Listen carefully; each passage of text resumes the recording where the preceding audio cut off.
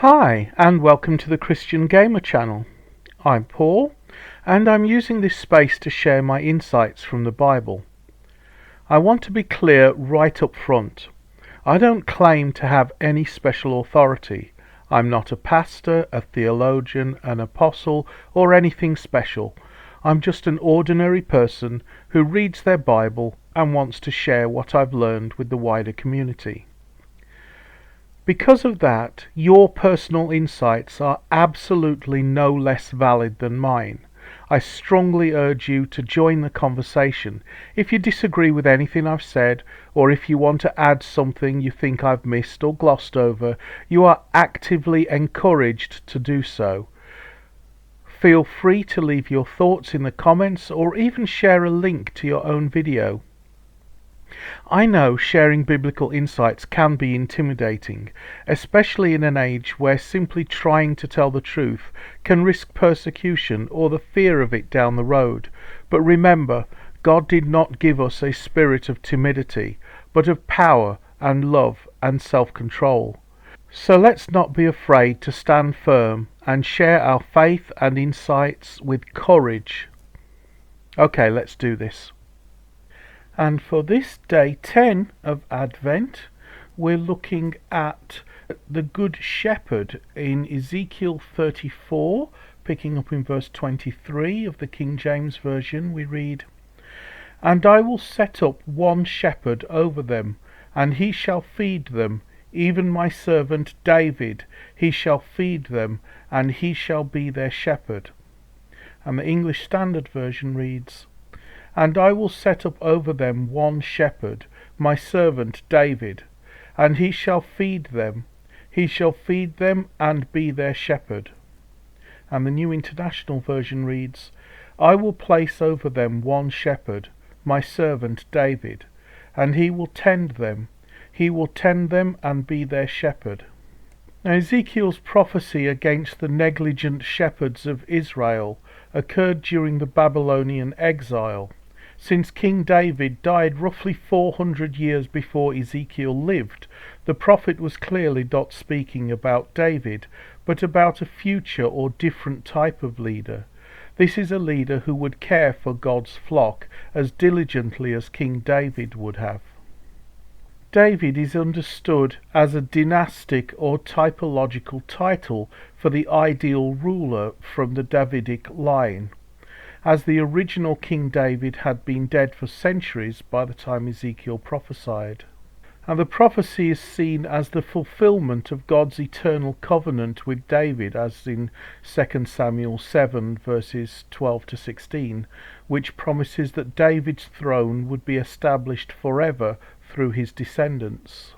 This future David will embody the ideal qualities of a shepherd and a righteous ruler, in stark contrast to the corrupt leaders or false shepherds of Israel whom Ezekiel condemns earlier in the chapter. He will rule over a reunited Israel with justice and care, ensuring the people's safety and prosperity. And the following verse, Ezekiel 34:24, in the King James Version reads, "And I, the Lord, will be their God, and my servant David a prince among them. I, the Lord, have spoken it." And the English Standard Version reads, "And I, the Lord, will be their God, and my servant David shall be prince among them. I am the Lord, I have spoken." And the New International Version reads, "I, the Lord, will be their God, and my servant David will be prince among them. I, the Lord, have spoken." Now the prince, in Hebrew that's Nasi.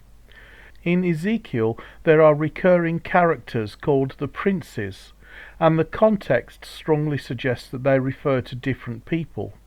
In Ezekiel 34:24 the figure is referred to as a prince or Nasi, a term Ezekiel often uses for the future ruler to emphasize that he is divinely appointed and operates under God's ultimate authority rather than being an independent monarch.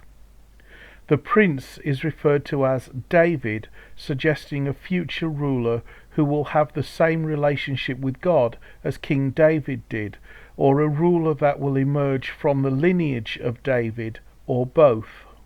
Now there's a parallel passage in Ezekiel 37:25. In the King James Version we read, "And they shall dwell in the land that I have given unto Jacob my servant, wherein your fathers have dwelt, and they shall dwell therein, even they, and their children, and their children's children forever.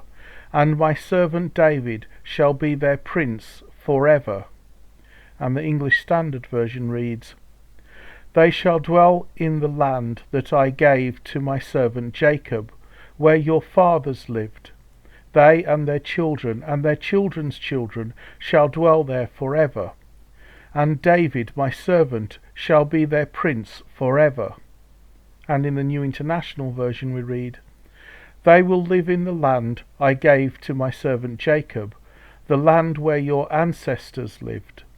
They and their children and their children's children will live there forever, and David my servant will be their prince forever." Now classical rabbinic sources such as the Targum Jonathan and Midrash Rabbah explicitly identify this figure as the Messiah who will arise from David's seed in the time of salvation. The most important text here is Targum Jonathan, to the prophets. While the final written date of this Targum is debated, ranging from the early centuries of the Common Era to the Talmudic period, it reflects very early interpretive traditions, some of which were contemporary with or even earlier than the New Testament period. Targum Jonathan on Ezekiel 34:23-24 frequently translates the phrase "my servant David" as referring to the Messiah. For instance, in the parallel passage of Ezekiel 37:25, which also uses the phrase "my servant David shall be their prince forever," the Targum explicitly renders the text, "And my servant David shall be king over them, and my servant David, the Messiah, shall be a prince to them forever." This tradition of seeing David in these late prophetic books as a shorthand for the messianic king is therefore established in Jewish thought from at least the early centuries of the Common Era, and possibly much earlier, as the promise of an eternal Davidic ruler was central to the hope of restoration during the Babylonian exile. So who is this David, or prince, or shepherd? In Ezekiel 34, verses 11-16, we're just going back a few verses for context. "For thus saith the Lord God, Behold, I, even I, will both search my sheep and seek them out. As a shepherd seeketh out his flock, in the day that he is among his sheep that are scattered, so will I seek out my sheep, and will deliver them out of all places where they have been scattered in the cloudy and dark day. And I will bring them out from the people, and gather them from the countries, and will bring them to their own land, and feed them upon the mountains of Israel by the rivers, and in the inhabited places of the country. I will feed them in a good pasture, and upon the high mountains of Israel shall their fold be. There shall they lie in a good fold, and in a fat pasture shall they feed upon the mountains of Israel. I will feed my flock, and I will cause them to lie down, saith the Lord God. I will seek that which was lost, and bring again that which was driven away, and will bind up that which was broken, and will strengthen that which was sick. But I will destroy the fat and the strong. I will feed them with judgment." Ezekiel himself tells us who this David or prince is. The context of Ezekiel 34 is that God himself will do the job personally. The shepherd, who is the messianic David figure, or the prince who will look after the sheep forever, is none other than God himself. A simple reading of Ezekiel 34 leaves the reader with the impression that God is saying, since I can't trust you to do the job I appointed you to do, I'm going to come down and do the job myself. And in John 10, verses 11 to 16, the King James Version reads, I am the good shepherd. The good shepherd giveth his life for the sheep. But he that is a hireling, and not the shepherd, whose own the sheep are not, seeth the wolf coming, and leaveth the sheep, and fleeth, and the wolf catcheth them, and scattereth the sheep. The hireling fleeth, because he is an hireling, and careth not for the sheep. I am the good shepherd, and know my sheep, and I am known of mine. As the Father knoweth me, even so know I the Father, and I lay down my life for the sheep. And other sheep I have, which are not of this fold, them also I must bring, and they shall hear my voice, and there shall be one fold, and one shepherd. And these are just my lessons. If you have different lessons, please feel free to leave them in the comments.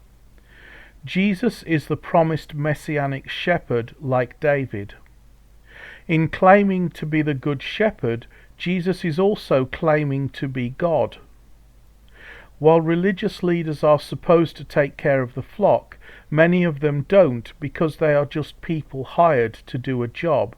They are not the ones who are personally invested in the well-being of those put in their charge. As sheep, we should follow the voice of the one true shepherd, not the thieves or hired hands. Are we regularly studying our Bible so we know when to listen to and when to ignore, or are we just blindly accepting whatever our church leader tells us? Okay, I hope that was helpful. If you have any comments, if there's anything I said that you disagree with, or if you want to add anything to that, or if you've got different insights, please leave them in the comments section. And don't forget to like and subscribe, and I'll look forward to seeing you in tomorrow's lesson.